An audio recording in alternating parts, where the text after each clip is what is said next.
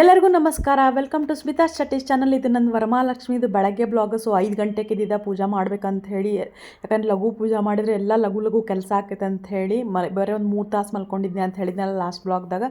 So ಇದು ನನ್ನ ಪೂಜಾ ಮಾಡೋದು ಟೈಮು. ವಾಯು ಭಾಳ ಅಳಕತ್ತಿದ್ದ, ನಮ್ಗೆ ಒಟ್ಟು ಕೆಲಸ ಮಾಡೋಕೆ ಕೊಡೋಲಾಗಿದ್ದ, ಪೂಜಾ ಮಾಡೋಕೆ ಕೊಡೋಲಾಗಿದ್ದ. ಬರೀ ಎತ್ಕೊ ಅಂತೇಳಿ ಅವ್ನು ಎತ್ಕೊಂಡು ಸ್ವಲ್ಪ ಕೆಲಸ ಮಾಡಿದ್ವಿ. ನೋಡ್ರಿ ಇಲ್ಲೇ ಕುಂಭಕ್ಕೆ ಮೂರ್ತಿ ಕಟ್ಟೋದಿತ್ತು, ದಾರ ಕಟ್ಟಾಕೆ ಹಿಡಿಯಾಕೆ ಕೊಡೋಲ್ಲ, ಬರೀ ಎತ್ಕೊಂತ ಎಷ್ಟು ಅಳಕತ್ತಾನ.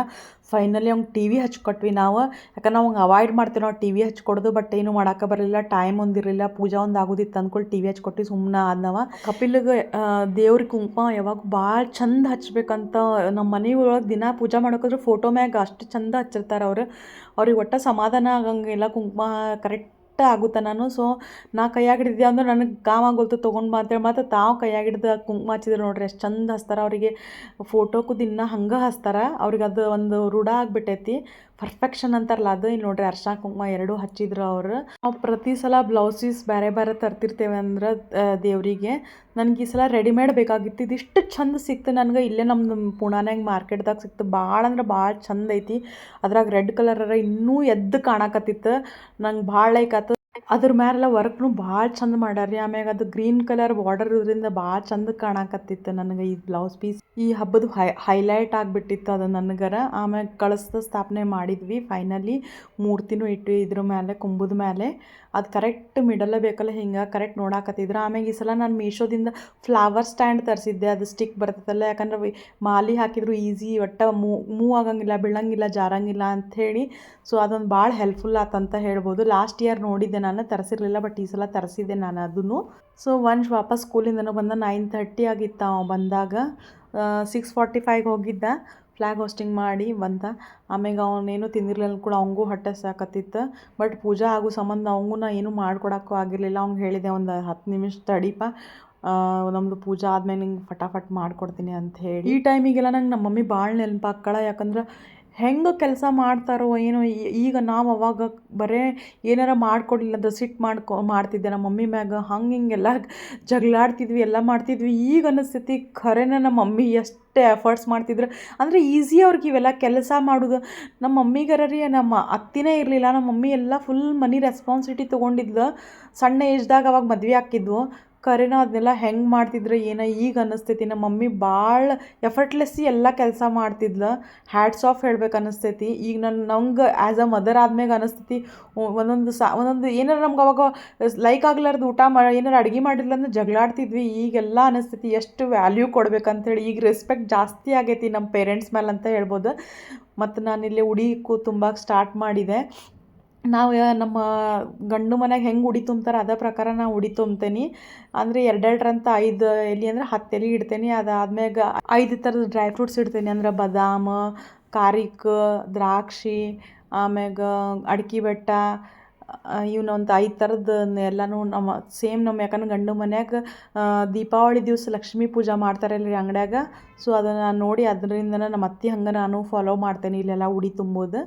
ಆಮೇಲೆ ಕಾಯಿನು ಇಡ್ತೀನಿ. ನನ್ನ ಕಡೆ ಒಂದು 5 ಬೆಳ್ಳಿ ಕಾಯಿನ್ಸ್ ಇದಾವೆ. ಸೊ ಒಂದೊಂದು ನಮ್ಮ ಗಂಡು ಮನೆಯಾಗ ಸೇಮ್ ಹೆಂಗೆ ಮಾಡ್ತಾರೆ, ಸೊ ನಾನು ಅದೇ ಪ್ರಕಾರ ರಿಚುವಲ್ ನಾನು ಕಂಟಿನ್ಯೂ ಮಾಡ್ತೀನಿ.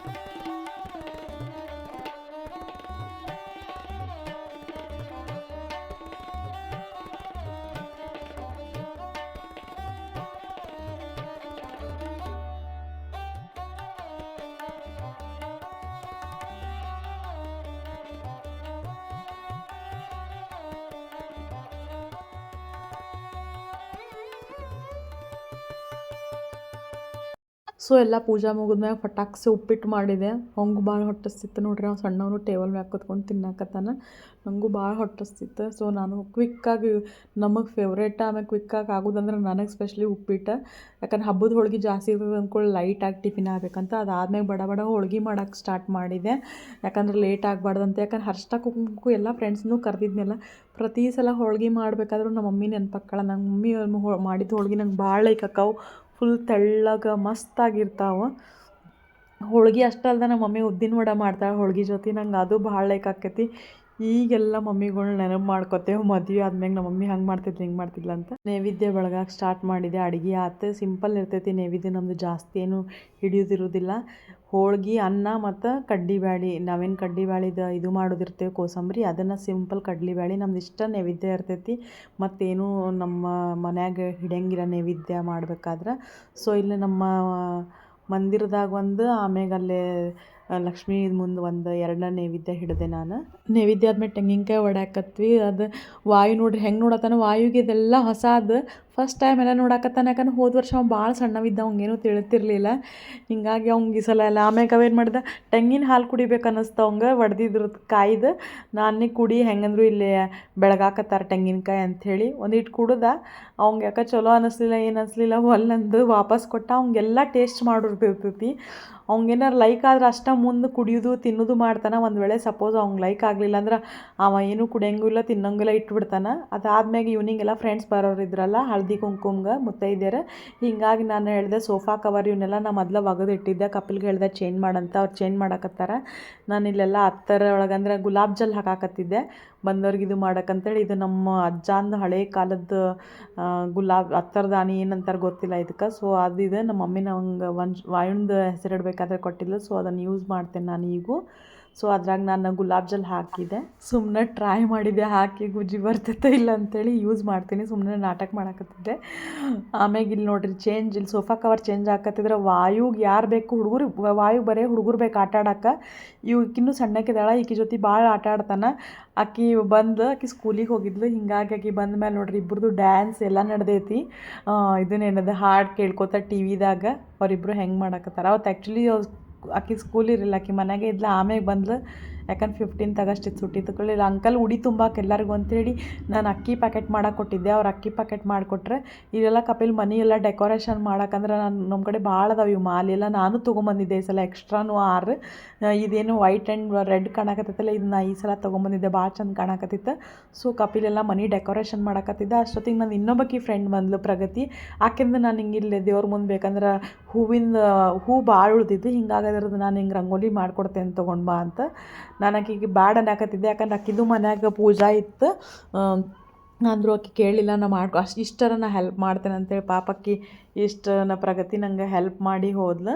ನಾನು ಬೆಳಗ್ಗೆ ರಂಗೋಲಿ ಹಾಕಿದ್ದಿಲ್ಲ. ಯಾಕಂದ್ರೆ ವಾಯು ರಂಗೋಲಿ ಹಾಕಿದ ತಕ್ಷಣ ಎಲ್ಲ ಕೆಡಿಸ್ಬಿಡ್ತಾನೆ. ಕೈ ಎಲ್ಲ ಬಂದು ಫುಲ್ ಎಲ್ಲ ರಂಗೋಲಿ ನೋಡೋಂಗಿರಂಗಿಲ್ಲ. ಹಂಗೆ ಮಾಡಿರ್ತಾನೆ ಅಂದ್ಕೊಂಡು ನಾನು ಯಾವಾಗ ಸಾಯಂಕಾಲ ಆಗಿತ್ತಲ್ಲ ಫ್ರೆಂಡ್ಸ್ ಏನು ಬರೋ ಟೈಮಿಗೆ ನಾನು ಸ್ವಲ್ಪ ಡಿಸೈನ್ದು ಭಾಳ ಏನು ಗ್ರ್ಯಾಂಡ್ ಇರಲಿಲ್ಲ. ನಾನು ಹೂವಿಂದ್ರಾಗ ಹಾಕಿದ್ದೆ. ಯಾಕಂದ್ರೆ ನಾವು ಕೆಡಿಸಿದ್ರು ಸ್ವಲ್ಪ ಮನಸ್ಸಿಗೆ ಬೇಜಾರಾಗಬಾರ್ದು ಅಂಥೇಳಿ.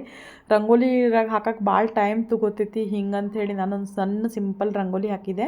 ಸೊ ಈಕೆ ನನ್ನ ಫ್ರೆಂಡ್ ಮಗಳು ಅದನ್ನು ಪೂರ್ತಿ ಎಲ್ಲ ಗಿಡ ಇವು ಏನದಾವಲ್ಲ ಲೀವ್ಸ್ ಅವೇನೋ ಒಂಚೂರು ಹೊಲಸಾಗಿದ್ದು ಅಂದ್ಕೊಳ್ಳಿ ಅವನ್ನೆಲ್ಲ ಒರೆಸಿದ್ಲು ಒಂದು ಅರ್ವಿ ತೊಗೊಂಡು. ಆಮೇಲೆ ಇಲ್ಲಿ ಸೋನಲ್ಲಿ ಬಂದವ್ರಿಗೆಲ್ಲ ಕೊಡೋಕೆ ಹಾಲು ಏನಾರು ಪ್ರಸಾದ ಕೊಡ್ಬೇಕಂದ್ರೆ ಹಾಲು ಮಾಡಿದ್ವಿ, ಬಾದಾಮ್ ಹಾಲು. ಸೊ ಅದನ್ನು ಸೋನೆಲ್ಲ ಮಾಡಿದ್ಲು. ಫೈನಲ್ ಆಗಿ ನಮ್ಮ ಮನೆ ಹಿಂಗೆ ಕಾಣಕತ್ತಿತ್ತು. ಭಾಳ ಚಂದ ಕಾಣಕತ್ತಿತ್ತು.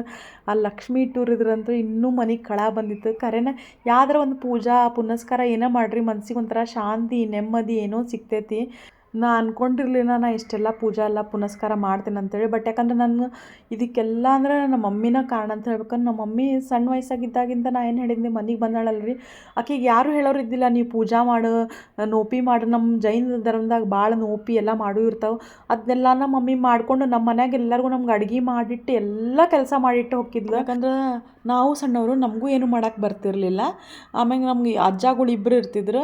ನಮ್ಮ ಅಜ್ಜನ ತಮ್ಮನೂ ಇರ್ತಿದ್ರು, ಸಣ್ಣ ಅಜ್ಜ ದೊಡ್ಡ ಅಜ್ಜ ಅಂತಿದ್ವಿ. ಅವರು ಎಲ್ಲ ಇರ್ತಿದ್ರು ಅಂದ್ಕೊಳ್ಳಿ. ಕೆಲಸ ಭಾಳ ಆಕಿತ್ತು. 4 ಗಂಟೆಗೆ ಹೇಳ್ತಿದ್ಲು. ಆಮೇಲೆ ಬಂದು ತಾನ್ಗೂ ಒಂದೇ ಟೈಮ್ ಊಟ ಮಾಡ್ತಿದ್ರು ಹಿಂಗೇನಾರು ಪೂಜಾ ಇದ್ರೆ. ಸೊ ಬಂದು ತಂದು ಅಡ್ಗೆ ಮಾಡ್ಕೊಂಡು ಊಟ ಮಾಡ್ತಿದ್ಲು ಪಾಪ. ಈಗ ಅನಿಸ್ತೈತಿ ನಮ್ಮ ಮಮ್ಮಿ ಎಷ್ಟೆಲ್ಲ ಮಾಡ್ತಿದ್ಲು. ಆಮ್ಯಾಗ ಅವ್ರಿಗೆ ಏನು ಮಾಡಕ್ಕೆ ಬೇಸರನ ಆಗಂಗಿಲ್ಲ ರೀ. ಈಗೂ ನಮ್ಮ ಮಮ್ಮಿಗೆ ಯಾರಿಗಾರ ಒಂದು 20 ಮಂದಿ 30 ಮಂದಿಗೆ ಊಟ ಅಡ್ಗೆ ಮಾಡಂದ್ರೆ ಫಟಾಫಟ್ ಮಾಡ್ತಾರೆ. ಆಕಿನ ನಂಗೆ ದೊಡ್ಡ ಇನ್ಸ್ಪೈರೇಷನ್ ಅಂತ ಹೇಳ್ಬೋದು. ಇದೆಲ್ಲ ನನ್ನ ಫ್ರೆಂಡ್ಸ್ ಚೆಂದಾಗಿ ಸೀರೆ ಉಟ್ಕೊಂಡು ಮಸ್ತ್ ಕಾಣತಿದ್ರು, ಒಬ್ರಕ್ಕಿಂತ ಒಬ್ರು ಭಾಳ ಚಂದ ರೆಡಿಯಾಗಿ ಬಂದಿದ್ರು. ಇದು ಸ್ಪೆಷಲಿ ಭಾಳ ಖುಷಿ ಆಕೈತಿ. ಹಿಂಗೆ ಅರ್ಶಿನ ಕುಂಕುಮಕ್ಕೆ ಬರಬೇಕಾದ್ರೆ ಸೀರೆ ಉಟ್ಕೊಂಡು ಬರ್ತಾರಲ್ಲ ಎಲ್ಲರೂ, ಅದ್ರಾಗ ಸ್ಪೆಷಲಿ ಲೇಡೀಸ್ ಭಾಳ ಚಂದ ಕಾಣ್ತಾರೆ ಸೀರೆಯಾಗ. ಹಿಂಗಾಗಿ ನನ್ನ ಫ್ರೆಂಡ್ಸು ಎಲ್ಲರೂ ಭಾಳ ಚಂದ ಕಾಣಕತ್ತಿದ್ರು. ಅದಾದ್ಮೇಲೆ ಎಲ್ಲರಿಗೂ ಅರ್ಶಿನ ಕುಂಕುಮ ಕೊಟ್ಟೆ. ಫೋಟೋ ಸೆಷನ್ ಇರ್ತಾವೆ, ಮೆಮೊರೀಸ್ ಅಂದ್ಕೊಳ್ಳಿ ಫೋಟೋ ಸೆಷನ್ ಮಾಡ್ತೀವಿ.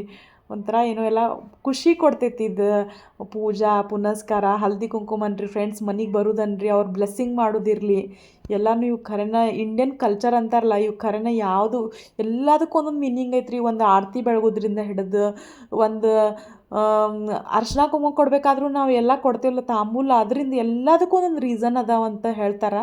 ನಾವು ಸಣ್ಣವರಿದ್ದಾಗೆಲ್ಲ ನಮ್ಮ ಅಜ್ಜ ಹೇಳ್ತಿದ್ರು ನಮಗೆ.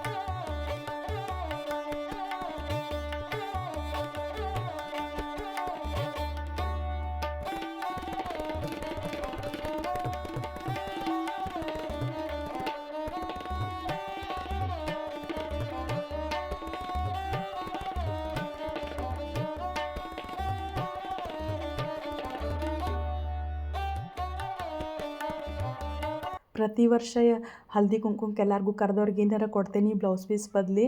ಸೊ ನಾನು ಈ ಸಲ ಇದು ಬಾರ್ಡರ್ದು ರಂಗೋಲಿ ಇವು ಆರಾಮಿಟ್ಟು ಈಸಿಲಿ ರಂಗೋಲಿ ತೆಗಿಬೋದು. ಸೊ ಇವ್ನ ಕೊಟ್ಟೆ ಈ ಸಲ.